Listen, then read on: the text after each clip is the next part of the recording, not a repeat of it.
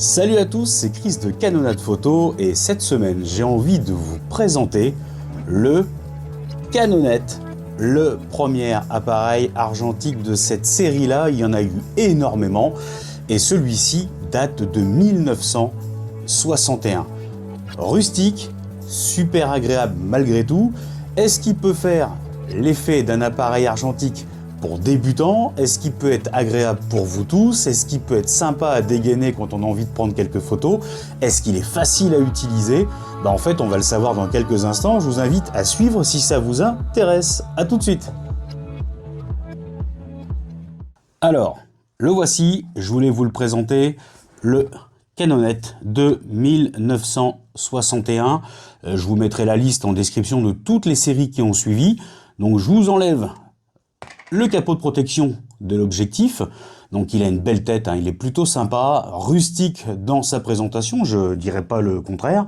Donc c'était un des premiers appareils, on va dire entre guillemets grand public des années 60, parce que celui-ci, je vous le redis, date de 1961 et il a été le premier d'une grande série qui a suivi derrière. Donc alors, celui-ci est acheté d'occasion, je l'ai récupéré donc sur eBay, donc je vous dis, vous avez énormément de sites où vous pouvez acquérir des appareils photo argentiques en ce moment sur Le Bon Coin, sur eBay, sur d'autres sites comme Rakuten par exemple, et celui-ci, je l'ai eu à peu près pour une cinquantaine d'euros parce qu'il est assez ancien, je pense, ce qui a fait sa valeur, et dans l'aspect général des choses, il était quand même plutôt en bon état. Donc, si vous devez faire l'acquisition de ce type d'appareil argentique, il va falloir regarder certaines choses. Lorsque vous aurez les photos, c'est l'aspect général, c'est la première des réflexions à vous faire dans quel état est l'objectif. La présentation globale dans les photos qui va être faite sur les chocs qu'il pourrait y avoir effectivement autour du boîtier, le regard pour l'œilleton, le type de levier, dans quel état il se situe, s'il est en bon état, si tout est présenté dans les photographies, en bon état. Si vous êtes sur une brocante, alors là ça va être un petit peu plus simple parce qu'en fait vous l'aurez en main et il vous suffira effectivement de manipuler l'objectif, de tourner effectivement les bagues. Vous aurez la possibilité souvent de préparer l'armement et vous pourrez déclencher. Voilà, tout simplement. Ça vous permettra de savoir si ça fonctionne bien et ces indications-là doivent vous permettre de vous dire si l'achat est intéressant ou pas. Bon, maintenant on va rentrer un petit peu dans l'aspect plus technique des choses. Donc vous avez une ouverture focale qui va de 1,9 à 16. C'est sur cette bague ici, 1,9 à 16, ça vous fait quand même une belle ouverture, vous pouvez jouer dessus, c'est plutôt agréable. Ensuite, vous avez cette bague-là qui vous donnera la vitesse d'obturation. Cette bague-là, pour la vitesse d'obturation. Il est assez complet hein, dans son ensemble. Vous pouvez aller donc du mode bulb de 1 seconde à 1/500e de seconde. 1/500e de seconde, ce qui est plutôt agréable.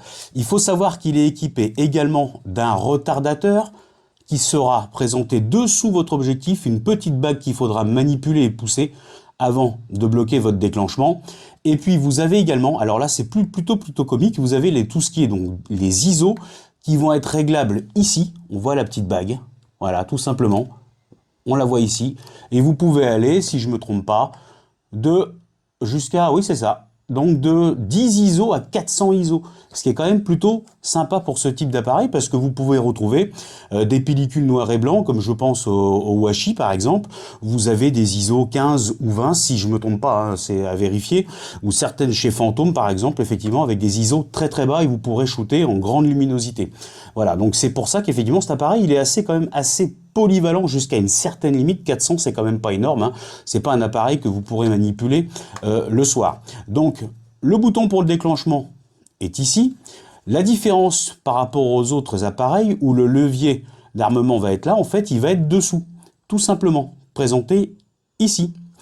Donc effectivement quand vous devez prendre une photo, alors là je viens d'apprendre, donc vous armez tranquillement là, vous appuyez ici. Donc je vous le fais à l'envers, vous puissiez voir.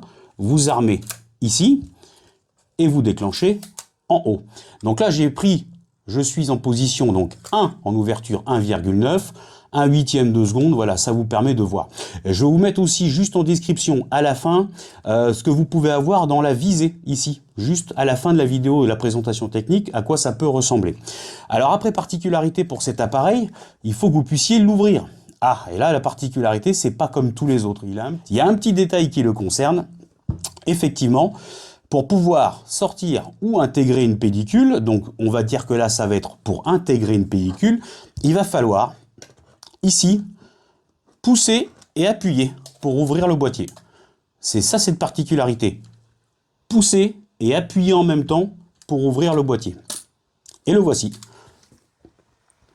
Je vous le présente. Alors, quand vous achetez d'occasion, on y revient, vous regardez si vous avez la possibilité sur un marché, sur une brocante, une foire ou peu importe, vous ouvrez bien pour regarder l'état des miroirs et surtout aussi l'état des rouleaux qui vont entraîner votre pellicule. S'il n'y a pas ça, c'est qu'effectivement il y a un problème. Donc vous voyez ici, le rouleau s'avance, je déclenche. Je ne sais pas si on va pouvoir voir à l'intérieur. Voilà, vous l'avez vu. Vous avez vu? Normalement on le voit. C'est pas parfait, mais on va regarder. Voilà, donc le diaph marche très très bien, il n'y a pas de souci, tout fonctionne normalement. Donc ça c'était pour l'ouverture. Pour refermer, facile. Mais quand ce sera la fin et que vous devez rembobiner votre pellicule, donc là, on est sur la fin, vous avez utilisé votre appareil photo, vous avez utilisé vos 36 poses. Le rembobinage, ça va être facile. Position R, ici. Il faudra vous mettre en position R, ici. Ensuite, vous leviez la manivelle. Vous tournez jusqu'à ce que vous entendiez le décrochement de votre pellicule. Ça va faire comme une résistance. Je l'ai déjà souvent expliqué, vous rembobinez, dès que vous sentez que c'est difficile, vous tournez encore un petit peu, de plus en plus difficile, vous arrêtez. Ça permettra pour le développement de laisser une petite bande de film. Une fois que ça c'est fait, il faudra, comme la dernière fois, je vous l'avais montré il y a quelques instants, appuyer et pousser en même temps, appuyer et pousser en même temps, et le boîtier s'ouvre. À partir de là, vous pourrez retirer votre pellicule en faisant l'extraction, en levant l'ensemble manivelle en fait, et vous pourrez récupérer votre pellicule. Voilà, tout simplement. Ça c'était pour le mode rembobinage après que vous ayez shooté. Voilà, on arrive à la fin de cette partie présentation plutôt technique pour le Canonette de 1961. On va faire, avant la présentation de ce que vous avez dans la visée, je vous le redis, quelques photos en détail, ce qui vous permettra d'avoir un aperçu. On va faire une conclusion et je vais vous dire vraiment ce que j'en pense et l'avis final, même si je n'ai pas encore shooté avec celui-ci. À tout de suite. On arrive à la fin de la présentation de cette vidéo sur le Canonette. Voilà, je voulais faire une présentation toute simple, mais que ça vous donne envie de le découvrir. Je pense que vous pouvez tomber sur lui sur des marchés, sur des foires, et ou alors vous l'aurez trouvé tout simplement parce qu'en fouinant sur internet, vous aurez vu passer une suggestion, une annonce ou une recherche que vous aurez effectuée, et le prix peut être attractif. Alors je vous invite pas à mettre non plus 150 €. Je pense pas que ce soit l'intérêt non plus, même si les prix se sont envolés en argentique. Je pense qu'il faut rester raisonnable.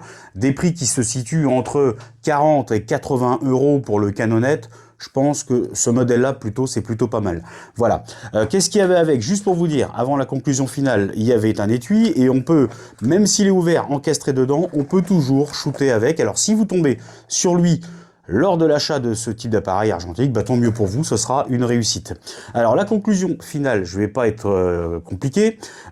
Il est super agréable, il est sympa, il est rustique, j'aime bien son objectif un petit peu brillant avec des effets un petit peu bulles. Voilà, il est plutôt sympa, moi j'aime bien, il fait un peu glossy tout ça, il est dans l'air du temps. Moi je le trouve super agréable. L'inconvénient, c'est qu'il est un peu lourd, je ne l'ai pas pesé, mais je pense qu'on dépasse largement les 500 grammes, voire un peu plus, peut-être même les 650. Je le rajouterai certainement dans la description juste en dessous, voilà, vous l'aurez. Et puis sinon, dans l'ensemble, il est agréable, il a une technicité un peu particulière parce qu'il va falloir armer ici et déclencher en haut. C'est un coup à prendre, on déclenche, on arme, on déclenche, c'est un coup à prendre sur la hauteur. Donc voilà, c'est une technique qu'il faudra certainement apprivoiser pour pouvoir l'utiliser avec tout le plaisir que cet appareil peut vous procurer. Et puis, oui, je pense qu'il est plutôt sympa. Dire que c'est pour des débutants, pour répondre à la question de présentation et d'introduction, je suis pas sûr. Je pense que si vous devez l'acheter, faites-vous la main sur des Canon, voire FTBQL, Canon AE1 programme, même le AE1 programme, parce qu'il a un mode automatique. Même si lui est équipé d'un mode automatique, je pense qu'il est quand même plus intéressant quand même que ce soit peut-être votre deuxième appareil. Voilà, parce que les réglages avec les bagues, c'est peut-être pas le plus sympathique. Les ISO, c'est en bas, c'est peut-être pas la plus sympathique. D'ordinaire, vous les trouvez souvent sur la plupart des anxiotiques sur le haut avec le levier d'armement. Donc là, voilà. Pas forcément le premier appareil à prendre, peut-être le deuxième. Après, si c'est vraiment celui que vous vouliez, bah écoutez, faites-vous plaisir. Il suffira de regarder cette vidéo, vous l'aurez déjà vu, ou d'autres, et il y en a quelques-uns qui en parlent, même s'il y en a très peu en français, mais vous pourrez découvrir, effectivement, ça peut le faire, voilà. Mais moi, je vous dis, franchement, celui-ci doit venir vous aider à compléter une collection, il doit vous permettre de shooter en deuxième appareil, et je pense qu'il vous ravira largement, même s'il a quelques petits inconvénients, la rustesse, la rusticité, la dureté des réglages, voilà. Ça, c'est la vie personnelle, voilà, comme c'est pas mon premier depuis bien longtemps, voilà, je m'y habitue assez vite, mais si ça doit être votre premier, réfléchissez bien, prix, état, et ce que vous voulez en faire. Et à partir de là, vous serez décidé, convaincu, et je serai content pour vous. J'espère que cette vidéo vous aura plu. Un like, ça me fera toujours plaisir. Si vous avez des questions, vous l'avez déjà acheté et que vous l'utilisez, vous pouvez me donner l'avis que vous avez sur cet appareil dans les commentaires, au contraire. Et si vous n'êtes pas encore abonné, je vous invite à le faire. À très bientôt pour d'autres vidéos, parce qu'il y en a un paquet qui vous attend. Salut!